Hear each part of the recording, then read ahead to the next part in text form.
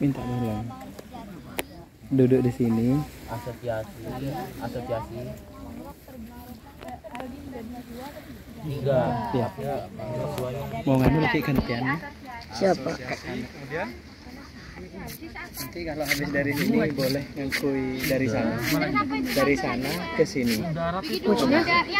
Dari mana? Iya, lanjutkan. Oke, dari sana. Sekarang saya tanya, anggaplah dua sekarang. Yang mangrove Bisa Oh ya, ke anak cewek ya. apa tadi? Mau lesok. Paham? siap, paham Pak. yang biar ya. Oke. Kalau yang asosiasi? Dia bisa hidup di darat, bisa hidup di laut. Bisa juga ditanam daerah yang bukan di pesisir gitu ya. Ah iya Pak. Contohnya? Contohnya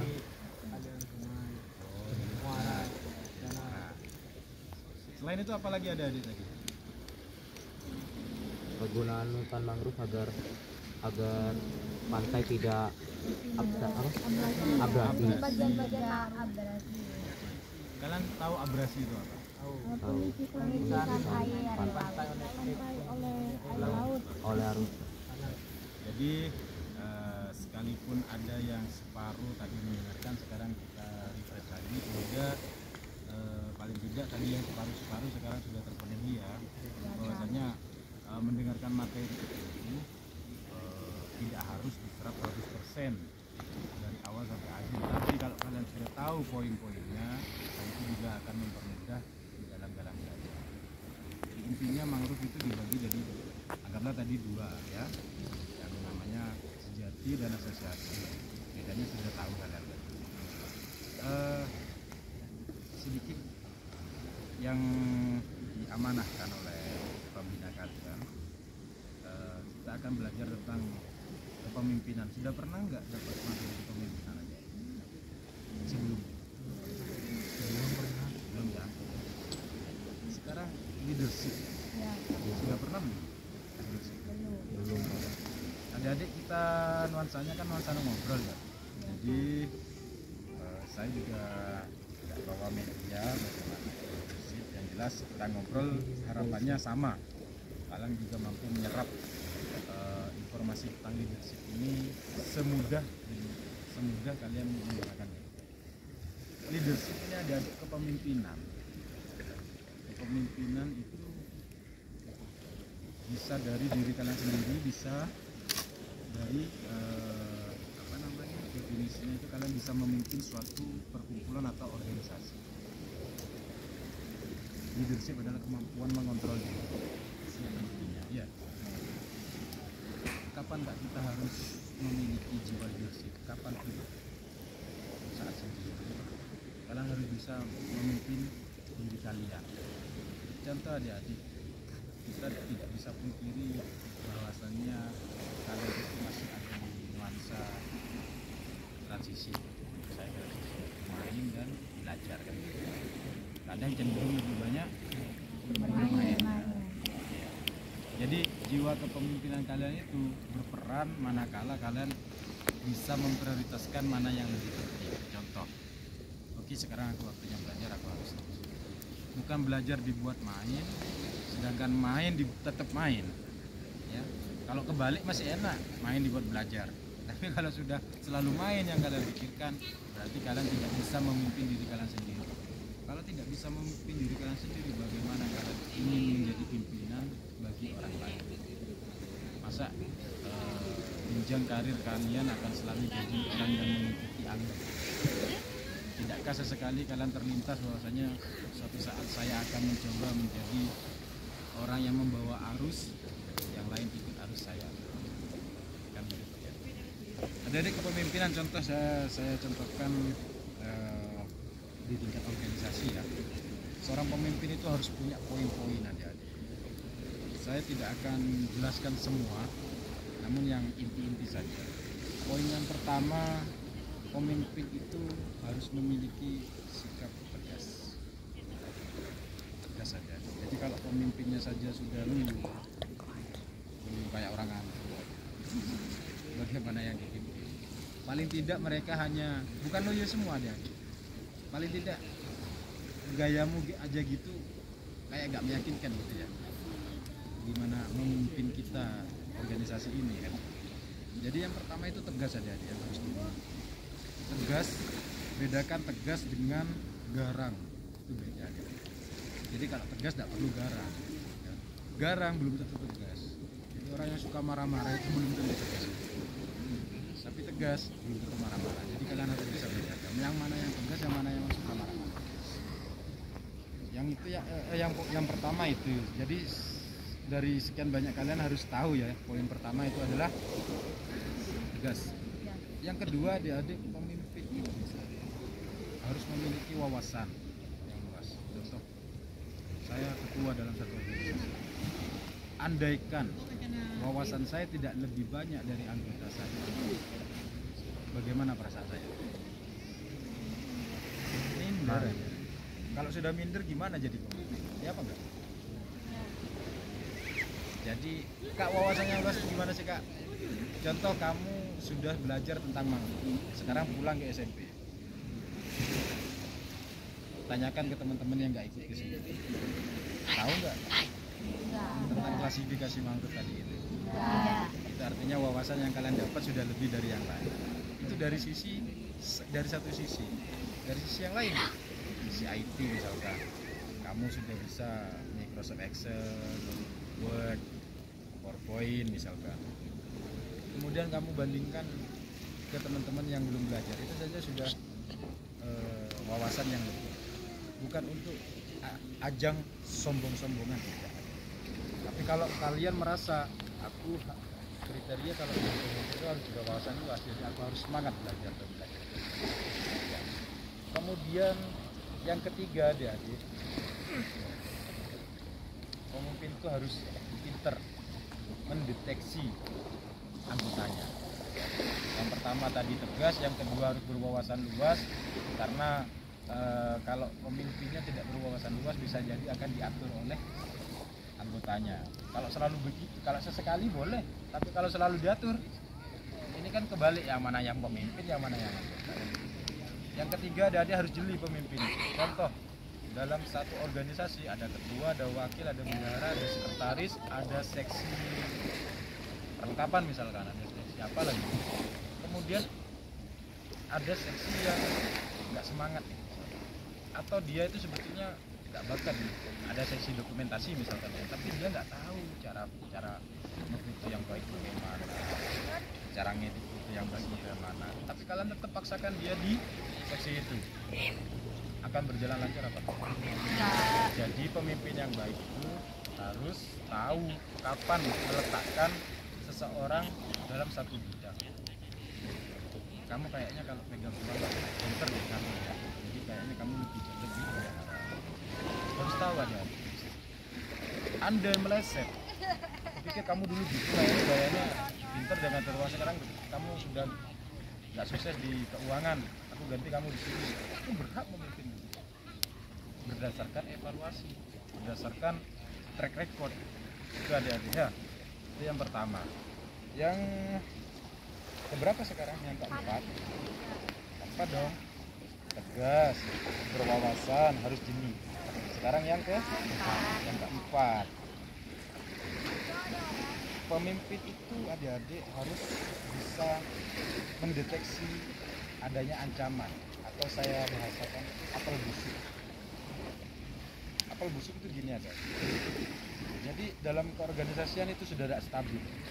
Ada anggota yang sudah mulai meracuni teman-teman yang lain.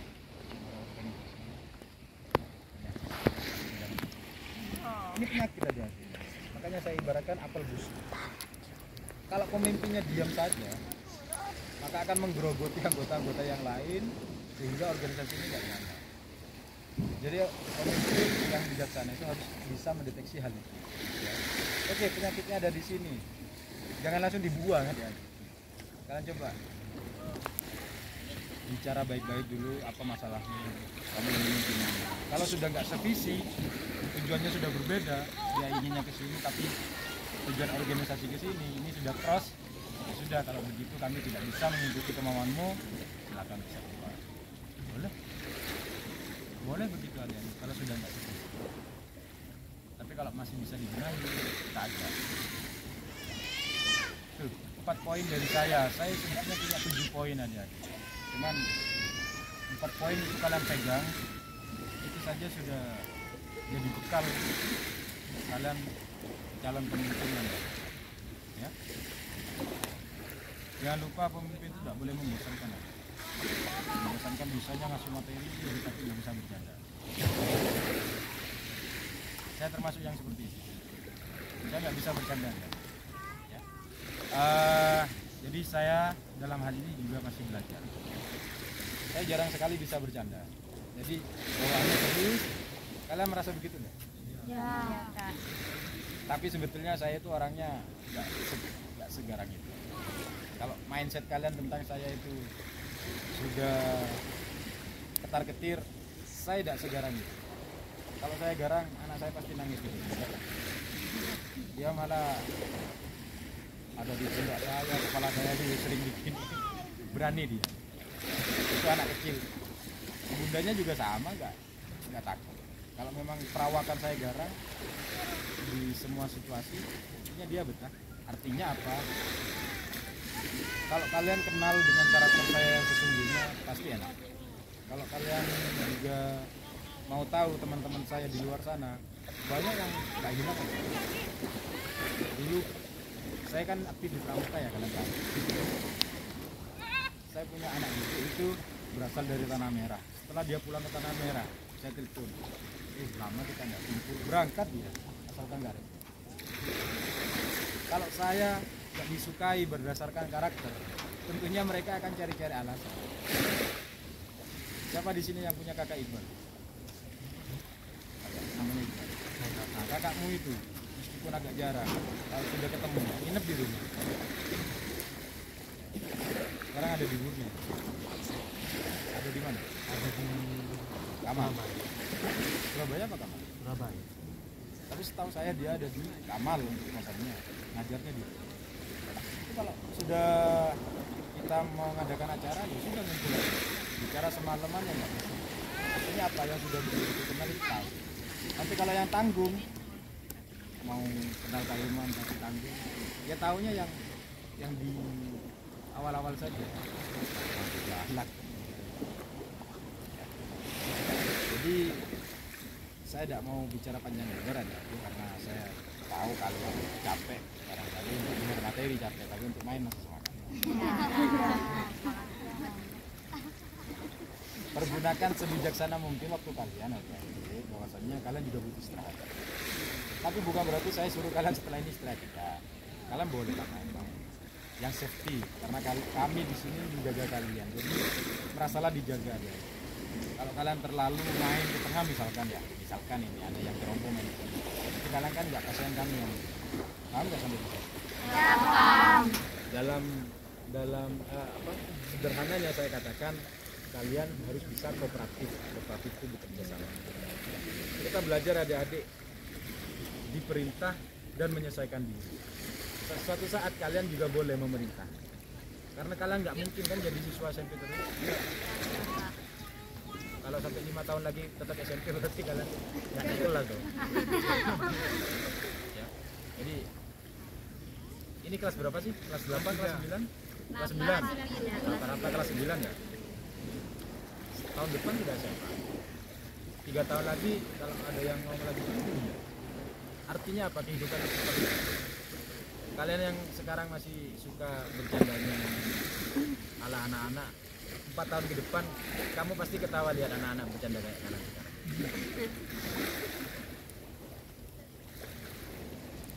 Contoh saat saya membaca ini ada yang main pasir. Tidak apa-apa. Sekarang kalian masih anak-anak. Suatu saat kalian ada di sini, misalkan ada di posisi saya, saat menerangkan ada yang main pasir. Ingat ya, dulu kamu gitu masih. Jangan sok-sokan nyalahin, jangan main pasir. Tapi diingat-ingat bahwasannya kita juga tidak memaksa kalian harus fokus 100%. Yang penting jangan meremehkan yang di depan. Ada. Itu saja adik-adik ya. Sekarang kita ulang lagi. Kalau kalian mampu menjawab atau mampu mengulang poin-poin saya, kalian boleh main.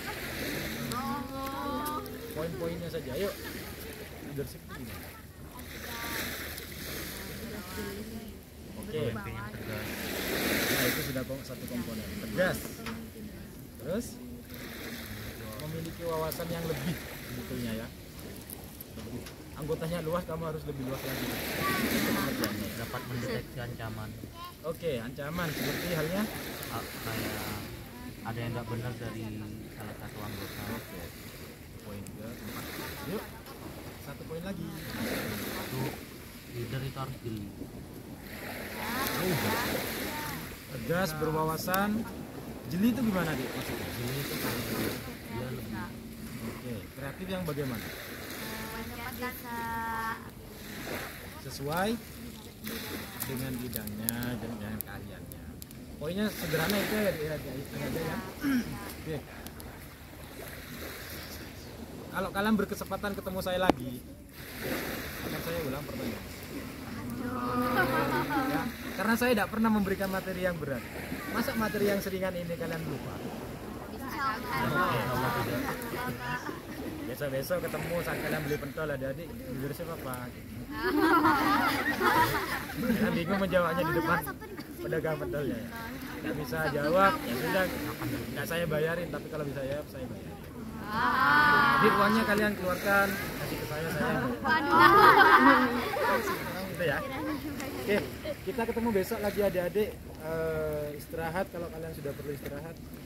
Tanya korban gimana? Dari kenapa? Kenapa? main air.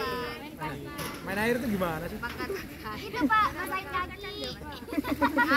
Yang penting kalian bijaksana aja. Bijaksana, tidak minta dimandiin. Itu repot ke saya nanti kalau kalian masih minta dicuciin kaki. Ya udah, kalian tahu gimana baiknya puaskan diri kalian ada di alam bebas ini jarang-jarang ya. Tapi jaga nama baik kita, orang tua kita. Dari saya cukupkan. Dari terima kasih.